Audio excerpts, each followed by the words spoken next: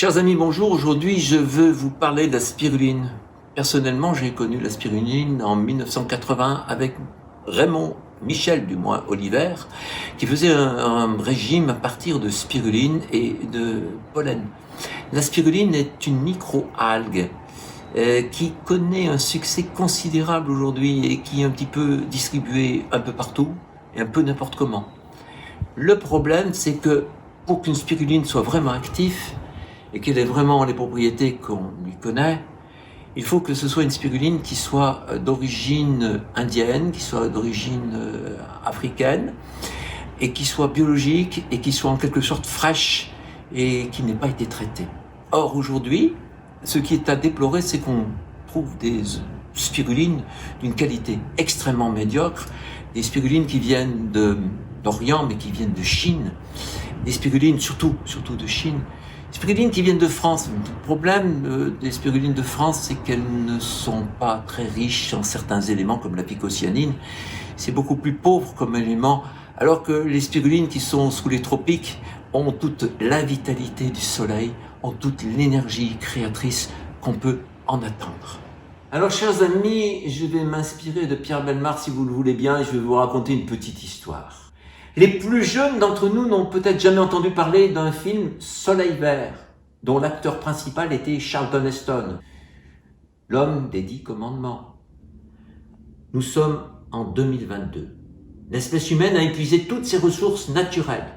L'alimentation se cantonne à la prise d'une sorte de pastille dont les médias ne cessent de rappeler les vertus extraordinaires dans les bulletins publicitaires de BFM. Les quelques aliments normaux, les fruits, légumes et viandes qui restent sont entre les mains des plus nantis. Sur fond d'enquête policière, le héros du film, Charlton Heston, dans la peau d'un flic, va découvrir au péril de sa vie une effroyable réalité de cette société devenue inhumaine. Les vieillards qui acceptent de passer de vie à trépas vont pendant quelques jours seulement bénéficier des mêmes aliments qu'ils avaient connus dans leur enfance. Ce serait mon cas éventuellement. Ce que l'enquêteur découvre est pour le moins horrible. Ces personnes vont toutes être transformées en aliments comestibles pour leurs descendants sous forme de soleil vert, seul moyen que l'on ait trouvé pour résoudre la faim à une échelle planétaire. Cette société cauchemardesque, elle est à 2 pas de nous, elle est près, tout près. Alors, avant tout, faisons connaissance au vrai soleil vert, la spiruline. C'est dans les années 1960 qu'un botaniste nommé Jean Léonard fit une découverte pour le moins surprenante. Alors qu'il participait à des relevés topographiques dans le Sahara pour l'Institut national du pétrole, et que cela était pratiqué par une expédition belge, quel ne fut pas son étonnement lorsqu'en parcourant les marchés indigènes du Tchad à la recherche de produits végétaux mis en vente, son attention fut attirée par une bien curieuse galette vert bleuâtre, composée d'une algue microscopique dont il ignorait l'origine. Un échantillon fut confié à un laboratoire d'analyse qui identifia la substance en question comme Spirulina plantasis. Une belle histoire alors commençait.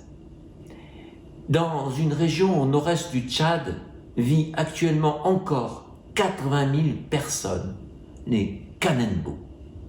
C'est une tribu noire.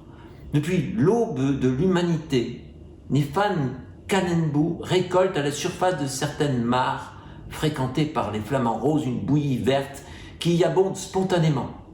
C'est la spiruline sauvage. Une fois que les femmes l'ont séchée en galette, elles s'en servent pour l'alimentation quotidienne ou comme produit pour être vendu au marché local. Les autochtones se nourrissent principalement d'une céréale qu'on nomme mil. C'est la base alimentaire. Mais ce qui caractérise cette population, c'est qu'en aucun cas, elle ne souffre d'une quelconque carence alimentaire, trop souvent rencontrée en certaines régions d'Afrique.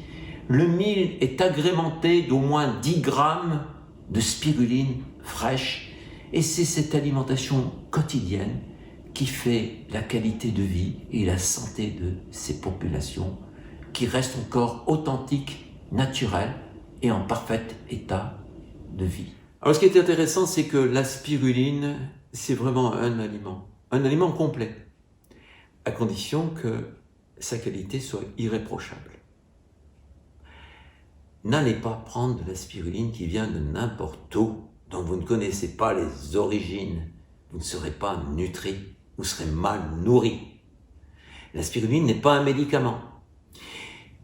En l'occurrence, vous pourrez faire ce qu'on appelle le vivere parvo, vivre de peu. Parce que l'objectif, quand on n'a pas beaucoup d'argent, et c'est ce qui se passe actuellement, on a besoin d'une base alimentaire solide. La spiruline est une base alimentaire solide, celle de Natésis en l'occurrence l'est.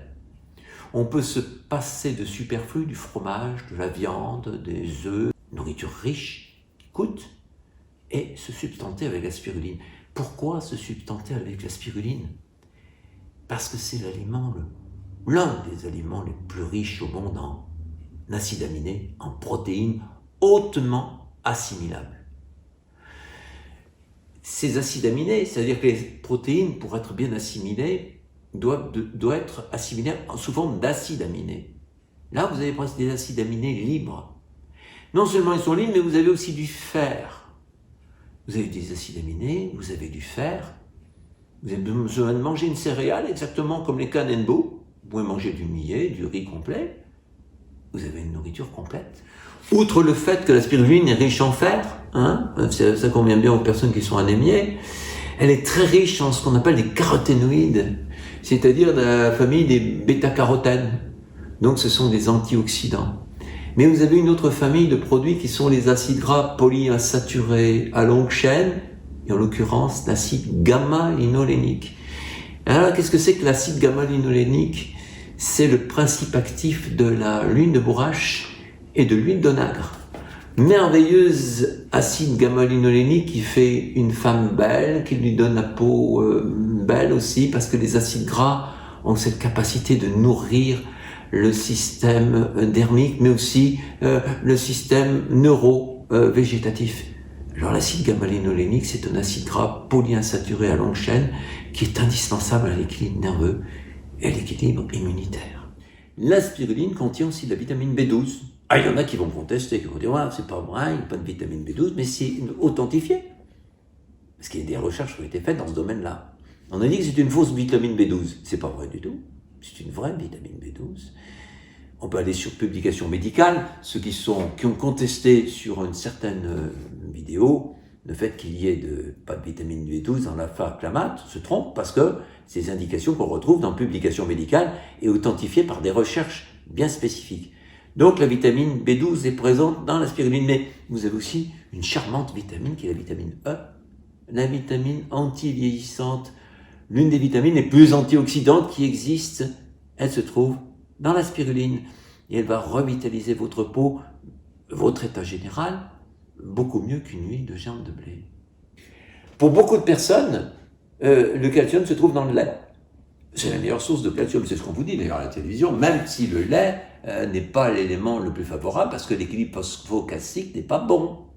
On assimile très mal finalement le calcium du lait, mais ça on ne le sait pas. D'ailleurs, les populations déminéralisées qui souffrent d'ostéoporose sont des gros consommateurs de lait. Au Danemark, en France, aux États-Unis, c'est des gens qui mangent quand même pas mal de lait. Les Chinoises qui ne mangent pas, surtout les Chinoises, surtout les Japonaises qui ne mangent jamais de lait, n'ont pas d'ostéoporose. Elles le doivent à une alimentation tout à fait différente. La spiruline possède un calcium hautement assimilable. Ce qu'on ne sait pas aussi, c'est que la spiruline, du moins vous l'ignorez sûrement, est très riche en oligoéléments, du zinc, du manganèse, du germanium. Ainsi, 10 grammes de spiruline apportent du manganèse, du chrome, du zinc, du cuivre, du sélénium, une bonne quantité de germanium, qui est un élément extrêmement important pour le système immunitaire. Et aussi un enzyme qui est très très important, ce qu'on appelle la superoxyde dismutase, qui est un enzyme anti-radicaux libres très fort. La spiruline est très riche en chlorophylle. Vous avez peut-être jamais entendu parler de la chlorophylle, mais en réalité, c'est ce qui est le pigment vert de toutes les plantes. La chlorophylle permet d'assainir les intestins. La chlorophylle est un élément extrêmement vitalisant. La chlorophylle contient énormément de magnésium. La chlorophylle, c'est un capteur solaire énergétique qui permet de vitaliser tout à la fois la plante et vitaliser tout à la fois l'humain. D'où l'importance d'avoir une spiruline qui vient des tropiques, car les photons du soleil sont capturés par la chlorophylle, ils sont redistribués au corps, d'où le fait qu'il y a une véritable dynamisation du corps par une prise d'une spiruline vraiment vivante. Parce que j'insiste beaucoup, la spiruline de Nathésis est vivante parce qu'elle est, disons, prise à une température, elle est micronisée à une température de 40 degrés. Donc ça n'excède jamais des températures folles qui permettent une extrusion qui permettent de stabiliser le produit. Vous avez un produit qui apporte une vitalité totale. Dernier point, la spiruline, c'est une algue riche en phycocyanine. La phycocyanine, c'est un produit qui a soigné des gens et qui en soigne encore. C'est ce qui est l'élément bleu de la spiruline. C'est un vrai colorant alimentaire. Elle joue un tel rôle sur la santé des êtres vivants que nous avons la joie d'en faire un dossier sur Acteur Nature. Donc vous aurez la possibilité d'aller sur le site et de voir à quel point elle peut soigner des pathologies extrêmement difficiles. Elle contient tout à la fois du magnésium et du fer, cette phycocyanine. Elle stimule surtout le système immunitaire et elle a sauvé de nombreuses personnes atteintes de maladies dégénératives. Alors notre soleil vert à nous, vous l'avez compris, c'est pas celui de Charlton Heston, c'est le soleil vert de la spiruline. Mais la spiruline, c'est peut-être l'avenir de l'humanité. C'est un vrai aliment. Pour que ce soit un vrai aliment, il faut que ce soit d'une qualité exceptionnelle. C'est ce qui se passe pour les Kanembu qui vont le rechercher dans les lacs du Tchad, mais c'est ce qui se passe pour Nathésis qui nous a déniché une spiruline de très haute qualité. Avoir une spiruline de très haute qualité, c'est être bien nourri.